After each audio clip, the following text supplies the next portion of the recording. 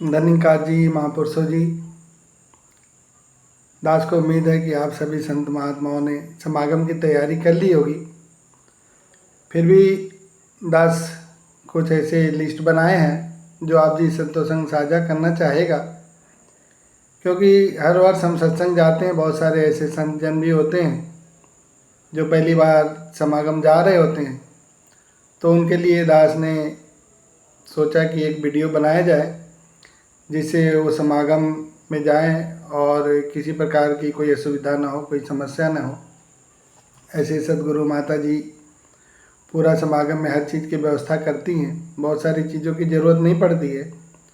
फिर भी हम सबको प्रयास करना चाहिए कि वो छोटी छोटी चीज़ें जो हमें समागम के दौरान ध्यान रखने योग्य होती है, क्या चीज़ें हमें लेकर जाना है, क्या चीज़ लेकर नहीं जाना है, उन सब चीज़ों पे हमें चर्चा करना है।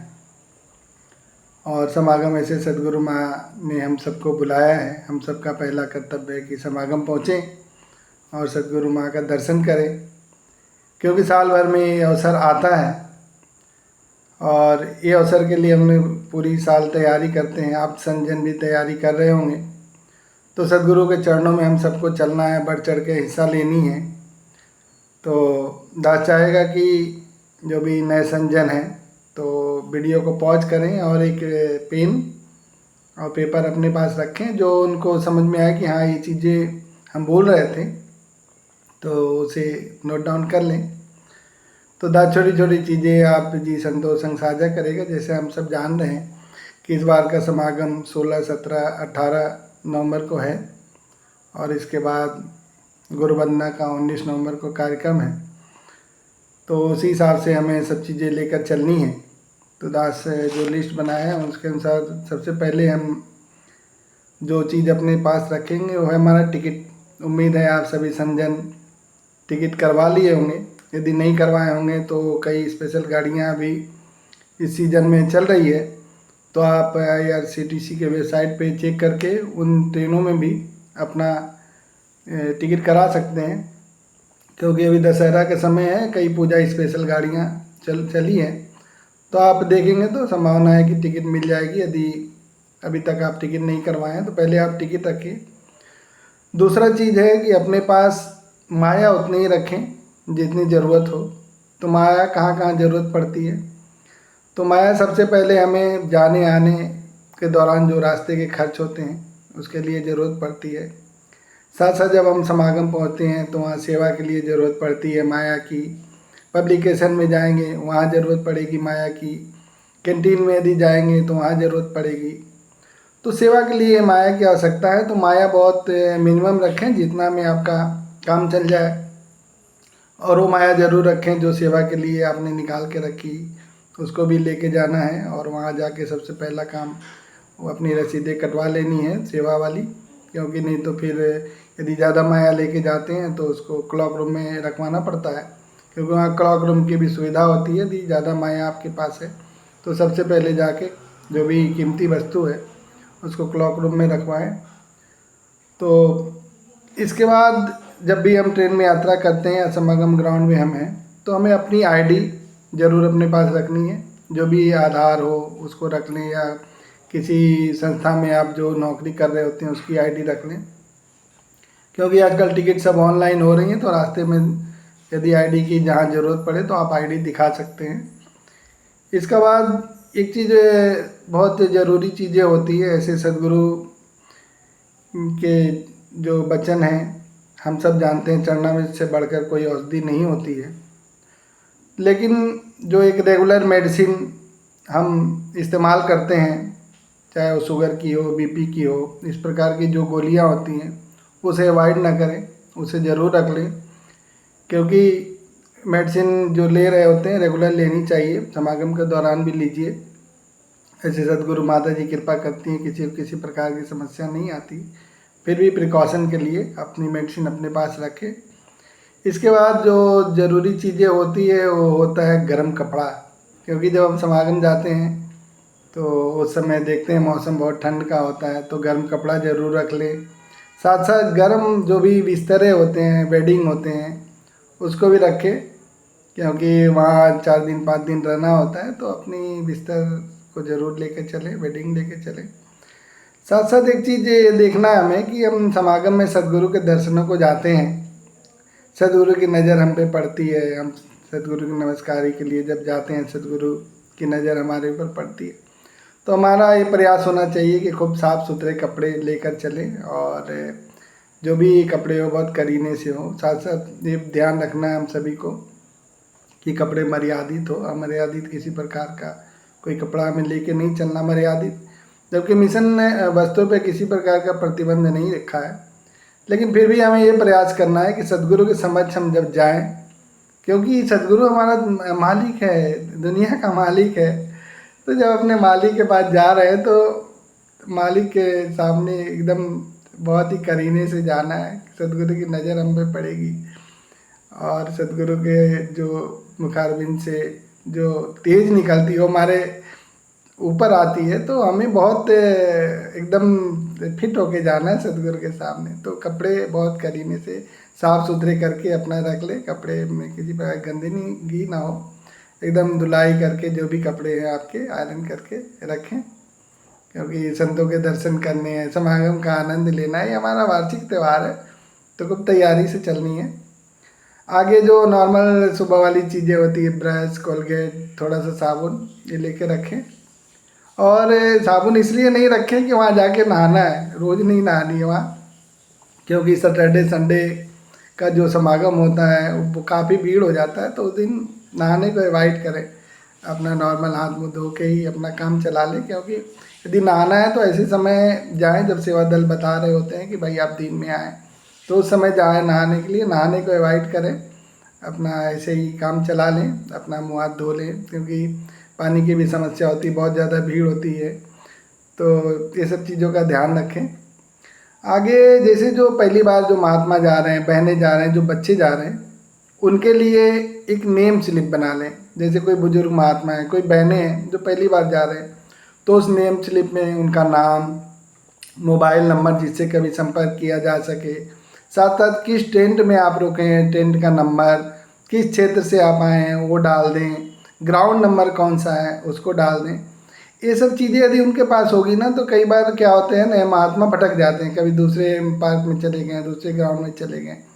तो उनके पास यदि उनका डिटेल होगा तो सेवा दल के महात्मा उनको उस उचित स्थान तक आसानी से पहुंचा देंगे, और आपको भी परेशानी नहीं होगी। तो इन सब चीज़ों का ध्यान रखें। बहुत सारे महात्मा, जैसे उनके टेंट में कोई महात्मा संजन मिलने आते हैं, तो बहुत बहुत बर्तन लेके जाते हैं, तो बर्तन को अवॉइड करिए। कोशिश करिए यदि बहुत ज़रूरी है तो डिस्पोजेबल छोटे छोटे चाय के पानी के गिलास थोड़े रख लें, क्योंकि संतजन आएंगे ही आप जी संतों को दर्शन देने, दर्शन करने, तो उन्हें भी जो भी आप श्रद्धा सुमन रूप में प्रसाद अर्पण करेंगे, तो उसके लिए छोटी छोटी चीज़ें रखनी होती है। तो ये सब चीज़ें रखें। गोल्ड ज्वेलरी, सिल्वर ज्वेलरी जो बहनें पहन के जाती हैं, इसको अवॉइड करिए।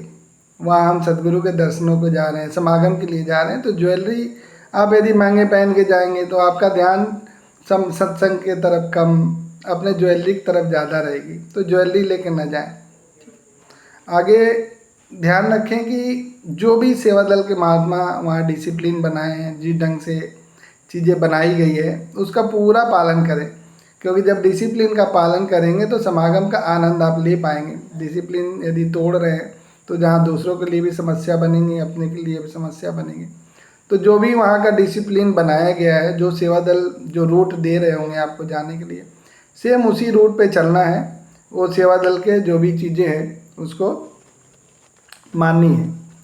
दूसरी चीज़, बहुत सारे महात्मा ऐसे होते हैं जो समागम जाते हैं तो प्रयास करते हैं कि चलो पानीपत में समागम है तो थोड़ा मार्केट घूम ले, इधर निकल जाएं उधर निकल जाएं। तो आउटिंग को अवॉइड करिए। हम समागम में जाते हैं तो आउटिंग को अवॉइड करिए, है ना, क्योंकि आउटिंग यदि आप निकलेंगे थक जाएंगे तो आप सत्संग क्या करेंगे। तो इसलिए आउटिंग को अवॉइड करिए। रात में पूरा विश्राम करिए, जो भी समय सत्संग के बाद मिले आपको पूरा सोइए, नींद लीजिए, और नींद लेने के बाद जब आप सुबह तरोताज़ा उठेंगे तो आप जो भी वहाँ आपके लिए प्रदर्शनी बनाई गई है उसका आनंद ले पाएंगे। प्रदर्शनी ज़रूर देखने जाएं, क्योंकि प्रदर्शनी जो होती है ना, पूरे मिशन का इतिहास है, साथ साथ मिशन की जो गतिविधियाँ हैं, जो सामाजिक कार्य हो रहे हैं, उसका भी उसमें पूरा बहुत ही सुंदर, यदि आप पहले बार देखेंगे ना तो पूरे मिशन का इतिहास प्रदर्शनी में बताया जाता है, दिखाया जाता है। और आजकल तो छोटे छोटे वहाँ हॉल बना दिए गए हैं, तो उसमें बच्चे नुक्कड़ नाटक कुछ दिखाते हैं, कुछ ऐसी चीज़ें, आपको बहुत मज़ा आएगा। तो जो महात्मा पहली बार जा रहे हैं या जो बार बार भी जा रहे हैं, तो इस बार भी ज़रूर प्रयास करें कि जो स्टार्टिंग वाला मॉर्निंग का समय होता है जाके प्रदर्शनी देखें। प्रदर्शनी देख के बहुत कुछ सीखने को मिलता है। और एक चीज़ और ध्यान रखें, हम लोग अक्सर भागते जाते हैं, भागते जाते हैं, तो वहाँ जो प्रदर्शनी के बाद जो महात्मा गाइड कर रहे होते हैं, यदि कोई महात्मा कुछ बता रहा हो तो सुनने का प्रयास करें, क्योंकि जिस एरिया में उनकी सेवा लगी होती है और जिस चीज़ की प्रदर्शनी लगा होता है उसकी पूरी जानकारी उन्हें होती है। हम तो फोटो देखते हुए निकल जाते हैं, लेकिन उसका मकसद क्या है, उसका बेस क्या है, उसका रूट क्या है, हमें नहीं पता होता है। तो सेवा दल के महात्मा कहीं, या जो भी सेवा दल के बहने महात्मा की वहाँ ड्यूटी लगी होती है, वो समझा रहे होते हैं कि ये चीज़ ऐसा है, तो उसे ध्यान से सुनने का प्रयास करेंगे। क्योंकि हम सुनेंगे, जब सुनेंगे तो चीज़ें बहुत अच्छी तरीके से हमें समझ में आएगी। तो कोई भी महात्मा प्रदर्शनी को मिस ना करें, प्रदर्शनी ज़रूर देखने जाएं, है ना।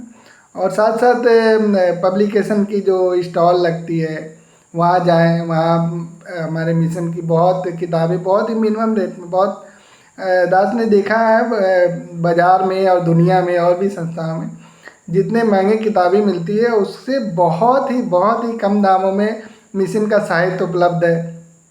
तो अपने रुचि के अनुसार किताबें ज़रूर लें, वहाँ प्रकाशन में और भी चीज़ें होती है तो उसे भी लें, उसका भी आनंद लें। और एक चीज़ दास साझा करेगा, पहले तो जैसे दास कानपुर कैंटीन में था, तो अभी भी दास कानपुर में ही है, तो वहाँ एक केसरिया दूध बहुत प्रसिद्ध थी, बहुत शाम को स्टार्ट होती थी और बहुत भीड़ होता था। और लेकिन माता जी ने कृपा करी, क्या किया पिछले साल, सारे कैंटीनों में केसरिया दूध बंटवा दी। तो अब कहीं भागने की ज़रूरत नहीं कि स्पेशली कानपुर कैंटीन में जा रहा है, जहाँ भी आप जाएंगे वहाँ केसरिया दूध शाम को मिलती है। तो केसरिया दूध का भी बहुत आनंद आपको लेना है, उसका भी आनंद लीजिए। और साथ साथ लंगर हर एक ग्राउंड में होता है, लंगर आप करिए, क्योंकि साल भर में हम जब ये समागम पहुँचते हैं तो वहाँ का लंगर का जो आनंद है, जो उसका स्वाद है, जो उसकी महक है, वो पूरे साल हमको याद रहती है। और फिर इंतजार करते हैं कि अगला समागम आए, फिर वो लंगर का आनंद लें। तो लंगर का आनंद लेना, कैंटीन भी यदि आप जाना चाहें तो उसका भी आनंद लें, वहाँ का दूध लें। वहाँ की जो भी महात्मा जाते हैं, आइसक्रीम बहुत पसंद है उनको, आइसक्रीम खाते हैं। तो जिनको जो भी चीज़ें, अब कैंटीन में तो इतनी वैरायटी है कि अब सोचा नहीं जा सकता क्या क्या माता जी ने उपलब्ध करा दिया।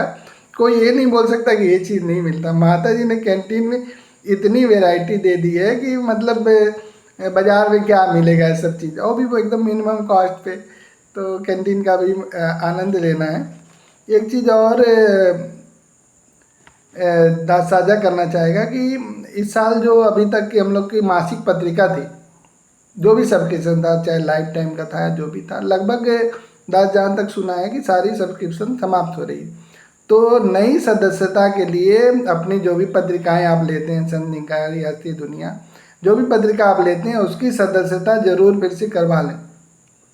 अब तो लगभग सभी भवनों पर आने लगी है पत्रिका, अब डाक द्वारा नहीं आती है। तो इसका जो भी जानकारी है वहाँ लेकर पत्रिका की सदस्यता जरूर आप करें। और ये एप्लीकेशन डिपार्टमेंट में वहाँ जब आप जाएंगे तो पत्रिका विभाग का सदस्यता विभाग जो होता है वहाँ जाके अपनी सदस्यता जरूर ले लें, जिससे आपको अपने भवन पे ही ये सारी सुविधाएं मिले। एक चीज़ और दास साझा करना चाहेगा, जो फिजिकली चैलेंज संस होते हैं, जिन्हें चलने फिरने में दिक्कत होती है, जो बुजुर्ग महात्मा होते हैं, मिशन ने बहुत अच्छी व्यवस्था करी होती है उनके लिए, आने के लिए, ले जाने के लिए। तो जब आप समागम ग्राउंड में इन करते हैं वहाँ इनके लिए अलग से कैंप बना होता है, तो आ जाइए और अपना जो भी आईडी हो, एक अलग से आईडी भी बना देते हैं आपके लिए। और वो आपके टेंट तक गाड़ी की व्यवस्था करते हैं, तो वहाँ गाड़ी की भी व्यवस्था होती है। तो आप वहाँ जाके इस प्रकार जो फिजिकली चैलेंज महात्मा हैं, जिन्हें चलने फिरने में दिक्कत होती है, उनके लिए सुविधाएं वहाँ बनाई गई है। साथ साथ वहाँ मेडिकल की भी व्यवस्था होती है हर ग्राउंड में, और लगभग लगभग दास समझता है थोड़े थोड़े दूर पे भी छोटी छोटी जो कैंप होती है मेडिकल की वो लगी होती है। यदि ऐसी कहीं आपको आवश्यकता पड़ती है, ऐसे दातार कृपा करे किसी को किसी प्रकार की इस प्रकार की मेडिकल की सुविधा की आवश्यकता ना पड़े, फिर भी आप यदि कहीं कोई आवश्यकता पड़े तो आप मेडिकल सुविधा भी ले सकते हैं। मेडिकल की भी वहाँ पूरी तरह सुविधा होती है। साथ साथ आपने देखा होगा पिछले साल जो भी संत महात्मा गए होंगे तो हर ग्राउंड में जहाँ थोड़े थोड़े दूर पर पक्के टॉयलेट की व्यवस्था है। अब पहले की तरह नहीं, अब एकदम पक्का टॉयलेट बना हुआ, नल लगे हुए हैं, तो अब टॉयलेट के लिए कोई समस्या नहीं होती है। उसमें जाइए आप शौचालय, तो हर ग्राउंड में, यदि जब आप सेलिब्रेशन ग्राउंड में जाएंगे समागम के लिए, वहाँ भी बड़े बड़े सब शौचालय लगे हैं, तो वहाँ भी आप जा सकते हैं। इसके लिए परेशान होने की ज़रूरत नहीं है, हर जगह सारी सुविधाएं माता जी ने उपलब्ध करवा दी है। अब वहाँ कोई भी समस्या नहीं है, आप बहुत ही आनंद से खूब मज़े से समागम का आनंद ले पाएंगे। और एक चीज़ ध्यान रखना, क्या नहीं ले जाना है, तो चाकू नहीं ले जानी है, कैंची नहीं ले जानी है, कोई ज्वलनशील पदार्थ हो वो नहीं ले जानी। और विशेष बात, कोई भी महात्मा कोई भी नशीली वस्तु न लेके जाएं, क्योंकि सदगुरु ने तो बहुत पहले से मना करके रखा है। फिर भी जो नहीं मान रहे हैं, यदि वो नशे में हैं, समागम के समय किसी भी प्रकार की नशीली वस्तु न ले जाएं, क्योंकि जहाँ आप इन करेंगे वहाँ आपकी चेकिंग होगी, तो बेमतलब चेकिंग होती है तो शर्मिंदा होना पड़ेगा आपको, तो अंदर तो आप नहीं ले जा पाएंगे। तो प्रयास करिए, सदगुरु का जो आदेश उपदेश है तो इसे त्याग दीजिए, अभी समय है, अभी से प्रयास करेंगे समागम तक। यदि अभी करते होंगे यदि कोई महात्मा, ऐसे ज़्यादातर महात्माओं ने नशे को हाथ नहीं लगाया है या नहीं लगाते हैं, लेकिन फिर भी यदि कोई नए सज्जन हो, नए लोग हैं जो नशे में हैं, कुछ ऐसा कुछ ले रहे हैं, तो उसको अवॉइड करें। तो ये छोटी छोटी बातें दास ने आप जी संतों संग साझा किया है। संभावना है कि बहुत सारी चीज़ें छूट रही होगी, लेकिन आप जी संजन सब जानते हैं, क्योंकि जो समागम का मूल उद्देश्य होता है वो होता है गुरु दर्शन, संतों के दर्शन, गुरु की सिखलाई की सदगुरु साल भर के लिए हमें क्या टॉपिक दे रहे हैं, क्या हमें, क्योंकि जब हम जाते हैं सदगुरु के शरण तो सदगुरु की नज़रें हम पे पड़ती है ना, तो हमारा जीवन बदलता है। ये समागम क्या है, ये समागम जो है ये फिक्स डिपॉजिट है, दास समझ रहे हैं, फिक्स डिपॉजिट है। आपने समागम कर लिया ना, तो इसका सुख जो होता है ना, निरंतर बार बार बार बार मिलते रहता है। तो जो हम लोग सत्संग करते हैं उसकी जो खुशियाँ मिलती है, लेकिन जो समागम की खुशियाँ होती है वो जीवन पर्यंत फिक्स डिपॉजिट है, इसका इंटरेस्ट मिलता रहता है। ये जो इसकी जो खुशी और आनंद है वो कोई भी, कितना भी बड़ा वक्ता हो, कितना बड़ा लेखककार हो, समागम की खुशियाँ, समागम का वर्णन, समागम का रौनक लिख ही नहीं सकता। चाहे कोई कैसा भी हो, अपने आप को बहुत विद्वान समझे कि नहीं मैं तो बहुत विद्वान हूँ, कुछ भी लिख देता हूँ, लेकिन संतों ने कहा है ना कि सात समझ को मसी करूँ, लेखन सब बन रहा है, पृथ्वी सब कागज करूँ, प्रभु गुण लिखा न जाए। तो ये हमारा स्वर्ग है, समागम की जो आनंद है, सदगुरु के सानिध्य में बैठने की। दास को देखिए आपसे बात कर रहा है तो रौनक की जो खुशी है दास को महसूस हो रही है। तो समागम का जो खुशी है, आनंद है, वो शब्दों में कोई बयान नहीं कर सकता। आप जी संजन समागम करके आए हैं, आप इस चीज़ को समझ रहे हैं, लेकिन जो पहले बार जा रहे हैं उनके लिए दास ने ये वीडियो बनाई कि वो भी समझे, जाने कहाँ क्या करना है क्या नहीं करना है। तो बहुत चेतनता के साथ, क्योंकि ये समागम जहाँ हम सब निरंकारी जाते हैं वहीं संसारिक लोग भी जाते हैं, सारी दुनिया से संत जहाँ आ रहे होते हैं वहीं प्रशासनिक लोग भी होते हैं, और भी सामाजिक लोग होते हैं, अलग अलग संस्थाओं से लोग आते हैं। तो हमारा व्यवहार ऐसा होना चाहिए एकदम सदगुरु के गुरमत वाला, कि कोई ये ना कह पाए, क्योंकि कई बार क्षणिक आवेश में संभावना होती है हम कुछ तेज बोल दें, लेकिन वहाँ हमारा व्यवहार ऐसा हो किसी को उंगली उठाने का मौका नहीं मिले। कि हम निरंकारी समागम में गए थे, वहाँ ऐसा हमने देखा। अपने आप को पूर्ण समर्पित रूप से सदगुरु के चरणों में ले जाएं, क्योंकि सदगुरु जो खुशियाँ देने वाले हैं, जो रहमतें देने वाले हैं, वो हमारा जीवन निश्चय ही बदल देगा। यदि हमारे जीवन में कोई अभी भी कमियाँ होगी तो सदगुरु इस समागम के बाद से, सदगुरु के जो हमें आशीर्वाद मिलने, सब जीवन बदल जाता है। जैसे हम समागम से आते हैं हमारा जीवन एकदम चेंज हो जाता है, क्योंकि जो खुशी और जो एनर्जी उस ग्राउंड में हम लोग को मिलती है तो बहुत ही बिरला है। ये तो सदगुरु कृपा कर देते हैं कि एक ऐसा नज़ारा हम लोगों के लिए रचते हैं, क्योंकि संत समागम हरि कथा तुलसी दुर्लभ हो, तुलसीदास जी ने भी कहा है। तो दुर्लभ चीज़ें हैं, सदगुरु ने कृपा करी हम लोगों के लिए, थोड़ा दया किया, करुणा किया कि अपने पास बुलाया, हमें प्यार मिलेगा, दुलार मिलेगा, सदगुरु का आशीर्वाद मिलेगा। तो सब एकदम भर के लेके आना है हमें, और पूरी तैयारी के साथ चलिए, खूब अच्छे से एकदम बंधन के तैयार होकर चलना है सदगुरु के चरणों में, और खूब झोलियाँ भर भर के रहमतें लानी है। जहाँ अपने लिए खुशियाँ लानी है, अपने पास पड़ोस के लिए लानी है, अपने मोहल्ले के लिए लाना है, अपने शहर के लिए लाना है, सारे संसार के लिए खुशियाँ लेकर आनी है, और सबका जीवन खुशियों से भरना है। जहाँ अपना जीवन सुखी करना है, सारे संसार को भी सुखी करना है। तो प्यारी सत्संग, थोड़े शब्दों में दास ने अपनी बातें साझा की, तो कोई त्रुटि हुआ हो तो क्षमा करिएगा, क्योंकि आप संतजन सब जानते हैं। फिर भी प्रयास होता है कि थोड़ा सा आप जी संतों संग बात किया जाए, अपनी बातें साझा की जाए, क्योंकि जो सुख आप जी संतों के संग में है उससे इस संसार में कहीं वो सुख नहीं है, वो आनंद नहीं है। तो कृपा करिए दास के ऊपर भी कि दास भी समागम पहुँचे, और सदगुरु का जो आशीर्वाद हमें मिलने वाला है, प्यार दुलार मिलने वाला है, उसका भी दास साझा हो पाए, संगी हो पाए। और उनके लिए भी दास सदगुरु माता जी के चरणों में अरदास करेगा। जिनकी टिकट नहीं बनी है, किसी प्रकार की समस्या है, माया की समस्या है, धन की समस्या है, मन में कहीं ऐसी कमी है, समागम जाने से वो कतरा रहे हो, कोई भी किसी प्रकार की कमियां हो, सदगुरु माता जी के चरणों में अरदास है कि वो कृपा करें, सभी कमियों को दूर करके जिनका भी भाव बन रहा है सत्संग आने का, सभी को कृपा करें, सभी समागम पहुंच पाएँ, सभी सदगुरु के चरणों में बैठकर सत्संग का आनंद ले पाएँ, समागम का आनंद ले पाएँ। तो सभी के लिए माता जी के चरणों में अरदास है। आप जी संत अरदास करें ऐसे संतों के लिए, क्योंकि दास को मालूम है आप जी संत जन जब अरदास करते हैं तो सदगुरु उसे प्रवान करते हैं, उसे ज़रूर पूरा करते हैं। तो आप जी संजन भी ऐसे संतों के लिए आशीर्वाद मांगिए माता जी से। यदि कहीं किसी के लिए कोई कमी आ रही हो तो सारी कमियों को दूर करके वो भी समागम पहुंच पाए। प्यार भरा धन्यवाद जी।